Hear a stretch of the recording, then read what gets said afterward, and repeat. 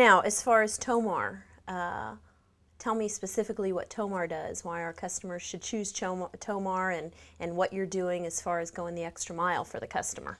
Well, one of the things that Tomar's always been known for is making products that are very high quality, that last longer, have longer warranties. For instance, I mentioned earlier the micro strobe that was a very popular item. One of the reasons why it's been so popular for so long and we ship so many of them is because it's got a 10-year warranty, which is very unique in the marketplace for that type of light.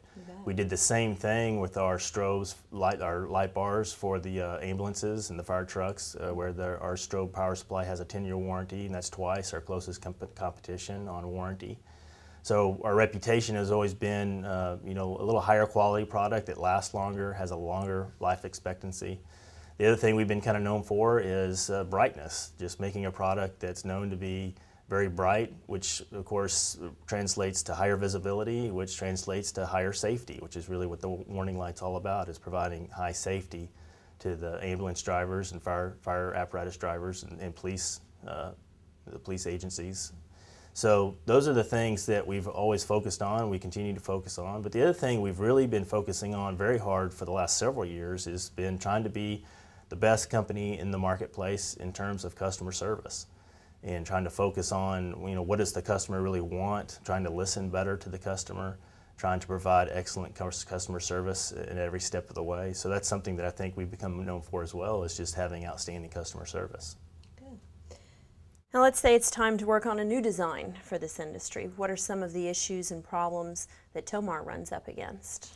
Well, the biggest things, of course, is trying to innovate and come up with new, innovative things, that also being price conscious, because obviously in selling to cities and municipalities and government agencies, they are very price conscious, which they should be. It's spending the taxpayers' money, and taxpayers want them to be price conscious.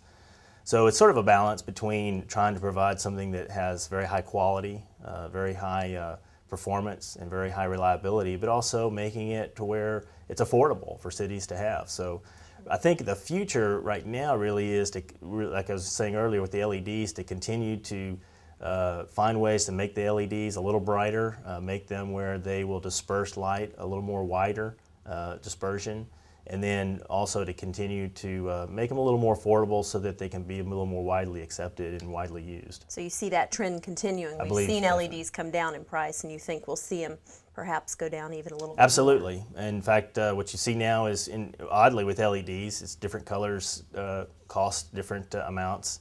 Now we've traditionally charged the same price no matter what the color is, but the fact is we do pay different prices depending on the color, so we eat the cost on some of the colors that have been more expensive. But the reason for that is just because certain colors are not as widely used outside of our marketplace. In our marketplace, obviously, we use a lot of red and blue, and red's commonly used in other markets, not emergency related, but blue's really not, and white's not so much. So as the cost of those colors come down, it'll kind of help the cost of all of them come down, I think. Right. Now I know we hear a lot of technical jargon thrown out there, candle power, lumens, and the various types of lighting, strobes and LEDs. Could you explain those to us, what they mean in a real-world sense, and why you think maybe one type is perhaps better than the other?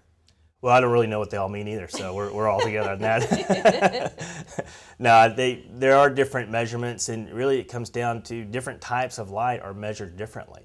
Okay. A halogen is measured on one basis, and a strobe is measured on a different, and an LED is measured even in a different way. So it can be a little confusing, and that's one of the reasons why I've always traditionally tried to sort of stay away from those numbers, because it's sort of like the old saying that 68% of all statistics are lies. So, you know, you know, the numbers can be deceptive, and I've always believed that the eye is the best judge, and the best way to figure out what you want in a light is to see it and compare side by side, see it for yourself, and that's really ultimately the real judge of how good a light can be, because in fact the human eye sees the light differently than all the machinery that takes those measurements anyway. So what the human eye sees can be very, very different than what a computer oscilloscope or something like that would see in a light anyway. So I've always really encouraged customers to see the lights for themselves, compare side by side with different competing types of lights, and make your own judgment.